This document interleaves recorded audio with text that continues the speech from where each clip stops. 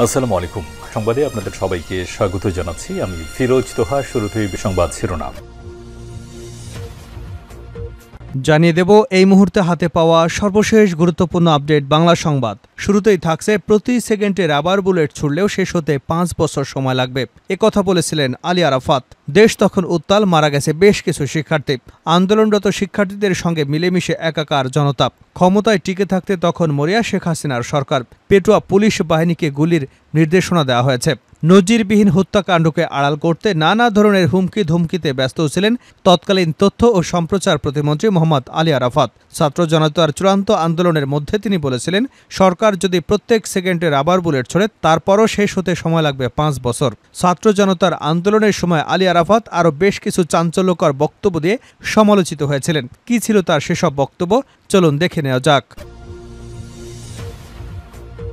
এবারে জানাবো ২৪ ঘন্টার মধ্যে নির্বাচন কমিশনকে বিলুপ্ত করুন। কাজী হাবিবুল আউয়ালের নেতৃত্বাধীন বর্তমান নির্বাচন কমিশনকে ২৪ ঘন্টার মধ্যে বিলুপ্ত করতে অন্তর্বর্তী সরকারের প্রতি আহ্বান জানিয়েছেন বিএনপির স্থায়ী কমিটির সদস্য হাফিজউদ্দিন আহমেদ।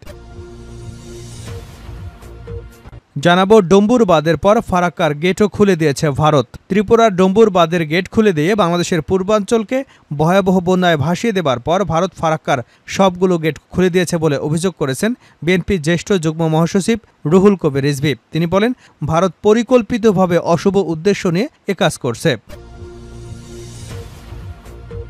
এদিকে লুণ্ঠিত অস্ত্র ৩রা সেপ্টেম্বরের মধ্যে জমা না দিলে ব্যবস্থা। সম্প্রতি বাংলাদেশ পুলিশের বিভিন্ন থানা, ইউনিট এবং ডিউটি স্থল হতে অস্ত্র ও গোলাবারুদ লুটপাটের ঘটনা ঘটেছে। পুলিশের লুট হওয়া অস্ত্র গোলাবারুদ ইতিমধ্যেই উদ্ধার হয়েছে। লুণ্ঠিত অবশিষ্ট অস্ত্র গোলাবারুদ উদ্ধার কার্যক্রম অব্যাহত রয়েছে। এমন প্রেক্ষাপটে নির্দেশনা দিল পুলিশের হেডকোয়ার্টার্স।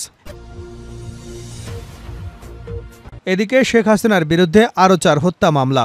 সাবেক প্রধানমন্ত্রী শেখ হাসিনা ও আওয়ামী লীগের একাধিক সাবেক মন্ত্রী এবং পুলিশ কর্মকর্তাদের বিরুদ্ধে ঢাকার পৃথক ৪ আদালতে আরও ৪টি হত্যা মামলা দায়ের করা হয়েছে। নতুন মামলাসহ তাদের বিরুদ্ধে মামলার সংখ্যা এখন ৭০-এ পৌঁছেছে। এবং সর্বশেষ জানাবো তত্ত্বাবধায়ক সরকার ব্যবস্থা ফেরাতে রায় রিভিউ আবেদন। তত্ত্বাবধায়ক সরকার ব্যবস্থা প্রবর্তন করে আনা সংবিধানের ত্রয়োদশ সংশোধনী বাতিলের রায় পুনর্বিবেচনার আবেদন করা হয়েছে। এতক্ষণ শিরোনাম শুনছিলেন, এবার বিস্তারিত।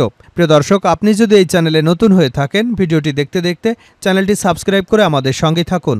আর এই ভিডিও সম্পর্কে আপনি আপনার মূল্যবান মতামতটি কমেন্ট বক্সে জানিয়ে দিন। আর হ্যাঁ প্রিয় দর্শক, জানিয়ে দিন ভিডিওটি কোথা থেকে দেখছেন।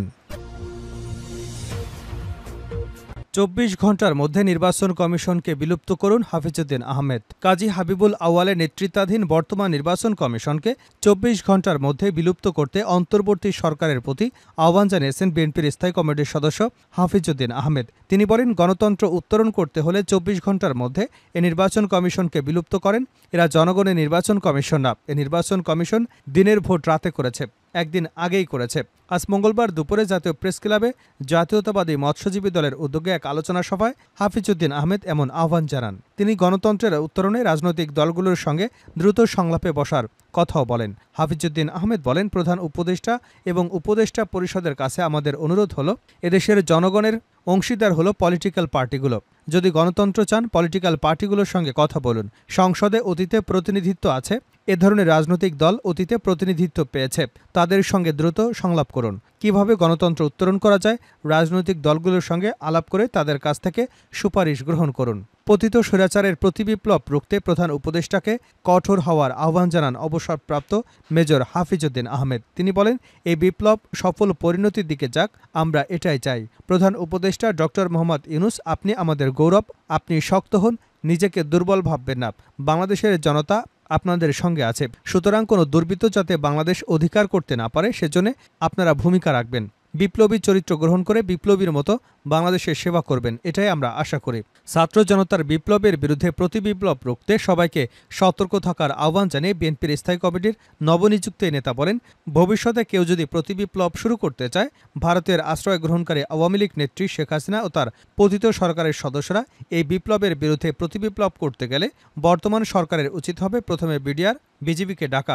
বিডিআর না পালে সেনাবাহিনীকে ডাকেন। আমরা প্রত্যেকটি বাহিনীর আসল চরিত্র দেখতে চাই, বর্তমান চরিত্র দেখতে চাই। হাফিজউদ্দিন আহমেদ আরও বলেন, আমরা গণতন্ত্র চাই, আমরা প্রতিবেশী দেশের শাসন চাই না, আমরা অন্য কোনো শক্তির, আমরা জনগণের শাসন চাই। ডম্বুর বাঁধের পর ফারাক্কা গেটও খুলে দিয়েছে ভারত, রিজভি। ত্রিপুরার ডম্বুর বাঁধের গেট খুলে বাংলাদেশের পূর্বাঞ্চলকে ভয়াবহ বন্যায় ভাসিয়ে দেবার পর ভারত ফারাক্কার সব গেটও খুলে দিয়েছে বলে অভিযোগ করেছেন বিএনপির জ্যেষ্ঠ যুগ্ম মহাসচিব রুহুল কবির রিজভি। তিনি বলেন, ভারত পরিকল্পিতভাবে অশুভ উদ্দেশ্য নিয়ে একাজ করছে। জাতীয় কবি কাজী নজরুল ইসলামের মৃত্যুবার্ষিকী উপলক্ষে মঙ্গলবার সকালে তার কবরে ফুল দিয়ে শ্রদ্ধা জানানোর পর রুহুল কবির রিজভি সাংবাদিকদের একথা বলেন। তিনি বলেন, স্বৈরশাসক শেখ হাসিনাকে পৃথিবীর একটি দেশ সমর্থন দিয়েছিল, তারা বাংলাদেশের জনগণকে সমর্থন করেনি। কিছুদিন আগে সে দেশ তাদের ডম্বুর বাঁধ খুলে দিয়ে বাংলাদেশের পূর্বাঞ্চলকে ভাসিয়ে দিয়ে ভয়াবহ বন্যার কবলে ফেলে। গতকাল ফারাক্কার ১০৯টি গেট খুলে দিয়েছে। শুষ্ক মৌসুমে যখন বাংলাদেশের পানি দরকার তখন তারা পানি দেয় না, ন্যায্য হিস্যাটুকু তারা দেয় না। পতিত স্বৈরশাসকের নতজানু নীতির কারণে বাংলাদেশের জনগণ বঞ্চিত হয়েছে। পতিত স্বৈরশাসকের দোসরা নানা ষড়যন্ত্র চালিয়ে যাচ্ছে বলেও অভিযোগ করেন রিজভি। তিনি বলেন, স্বৈরাচারের পতন হলেও স্বৈরাচারের পোকামাকড় বিভিন্ন প্রতিষ্ঠানে নানা ধরনের বিশৃঙ্খলা সৃষ্টি করছে। ঘাপটি মেরে থাকা স্বৈরশাসকের দোসরা প্রতি বিপ্লবের জন্য চেষ্টা করছে। তিনি এদের বিষয়ে সবাইকে সতর্ক থাকার আহ্বান জানান। লুণ্ঠিত অস্ত্র ৩রা সেপ্টেম্বরের মধ্যে জমা না দিলে ব্যবস্থা, পুলিশ হেডকোয়ার্টার্স। সম্প্রতি বাংলাদেশের পুলিশের বিভিন্ন থানা, ইউনিট এবং ডিউটি স্থল হতে অস্ত্র ও গোলাবারুদ লুটপাটের ঘটনা ঘটেছে। পুলিশের লুট হওয়া কিছু অস্ত্র এবং গোলাবারুদ ইতিমধ্যেই উদ্ধার করা হয়েছে। লুণ্ঠিত অবশিষ্ট অস্ত্র এবং গোলাবারুদ উদ্ধার কার্যক্রম অব্যাহত রয়েছে। মঙ্গলবার পুলিশ হেডকোয়ার্টার্সের IG, media and PR Inamul Haque Sagar PPM স্বাক্ষরিত এ সংক্রান্ত একটি প্রেস বিজ্ঞপ্তি গণমাধ্যমে পাঠানো হয়। বিজ্ঞপ্তিতে বলা হয়েছে, কোনো ব্যক্তির কাছে পুলিশের লুণ্ঠিত কোনো ধরনের অস্ত্র গোলাবারুদ রক্ষিত থাকলে আগামী ৩রা সেপ্টেম্বর ২০২৪ তারিখের মধ্যে নিকটস্থ থানায় জমা দেওয়ার অনুরোধ করা হলো। অন্যথায় তাদের বিরুদ্ধে আইনি ব্যবস্থা গ্রহণ করা হবে। শেখ হাসিনার বিরুদ্ধে আরও ৪টি হত্যা মামলা। সাবেক প্রধানমন্ত্রী ও আওয়ামী লীগ সভাপতি শেখ হাসিনার বিরুদ্ধে আরও ৪টি হত্যা মামলা হয়েছে।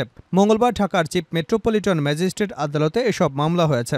আদালত শুনানি শেষে ঢাকার মহানগরের 4টি থানাকে এজাহার হিসেবে মামলার আবেদন গ্রহণ করতে নির্দেশনা দেন। এর মধ্যে রাজধানীর মিরপুর ১০ নম্বরে মিরপুরের এইচএসসি দ্বিতীয় বর্ষের শিক্ষার্থী মোহাম্মদ নাহিদুল ইসলাম নিহতের মামলায় সাবেক প্রধানমন্ত্রী শেখ হাসিনা ও তার বোন শেখ রেহানা এবং ছেলে সজীব ওয়াজেদ জয়সহ ৪১ জনের বিরুদ্ধে মামলা দায়ের করা হয়েছে।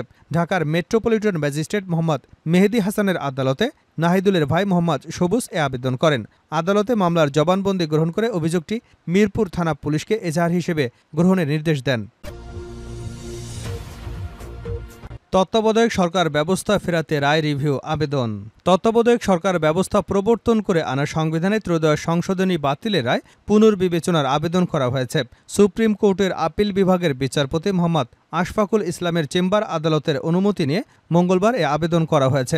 সুশাসনের জন্য নাগরিক সম্পাদক বদিউল আলম মজুমদার সহ যে 5 ব্যক্তি ওই রিভিউ আবেদন করেছেন তারা হলেন তোফায়েল আহমেদ, এম হাফিজ উদ্দিন, রুবায়ুল হক ভুইয়া এবং জাহারা রহমান। সংবিধানে তত্ত্বাবধায়ক সরকার ব্যবস্থা অন্তর্ভুক্ত করে সংবিধানের ত্রয়োদশ সংশোধনী জাতীয় সংসদে গৃহীত হয় ১৯৯৬ সালে। সেই সংশোধনীর বৈধতা চ্যালেঞ্জ করে ১৯৯৮ সালে অ্যাডভোকেট এম সেলিম উল্লাহ সহ 3 জন আইনজীবী হাইকোর্টে রিট করেন। ২০০৪ সালে ৪ আগস্ট হাইকোর্ট এই রিট খারিজ করেন এবং তত্ত্বাবধায়ক সরকার ব্যবস্থাকে বৈধ ঘোষণা করা হয়। তবে ত্রয়োদশ সংশোধনীর বৈধতা নিয়ে সুপ্রিম কোর্টের আইনজীবী এম সলিমুল্লাহ সহ অন্যরা ১৯৯৮ সালের হাইকোর্টে রিটটি করেন। ওই রিটের চূড়ান্ত শুনানি শেষে ২০০৪ সালের ৪ আগস্ট রায় দেন হাইকোর্ট। সেই রায়ের বিরুদ্ধে ২০০৫ সালে আপিল করে রিট আবেদনকারী পক্ষ। সেই আপিল মঞ্জুর করে 7 বিচারপতি পূর্ণাঙ্গ আপিল বেঞ্চ ২০১১ সালের 10 মে সংখ্যাগরিষ্ঠ মতামতের ভিত্তিতে সংবিধানের ত্রয়োদশী সংশোধনী বাতিল ঘোষণা করে রায় দেন। ঘোষিত রায়ের পর তত্ত্বাবধায়ক সরকার ব্যবস্থা বিলোপ সহ বেশ কিছু বিষয়ে আনা পঞ্চদশ সংশোধনী আইন ২০১১ সালের ৩০ জুন জাতীয় সংসদে পাশ হয়। ২০১১ সালের ৩রা জুলাই এ সংক্রান্ত গেজেট প্রকাশ করা হয়। তত্ত্বাবধায়ক সরকার ব্যবস্থা বিলোপের পর ২০১৪ সালের 5 জানুয়ারি অনুষ্ঠিত 10ম জাতীয় সংসদ নির্বাচনে ২০১৮ সালের ৩০ ডিসেম্বর অনুষ্ঠিত একাদশ জাতীয় সংসদ নির্বাচন এবং চলতি ২০২৪ সালের ৭ জানুয়ারি অনুষ্ঠিত দ্বাদশ জাতীয় সংসদ নির্বাচন দলীয় সরকারের অধীনে অনুষ্ঠিত হয়। এর মধ্যে ২০১৪ এবং ২০২৪ সালে অনুষ্ঠিত নির্বাচনে আওয়ামী লীগ এবং তাদের সমর্থিত কিছু দল ছাড়া বিএনপি এবং জামাত সহ অধিকাংশ গণতান্ত্রিক রাজনৈতিক দল নির্বাচন বর্জন করে।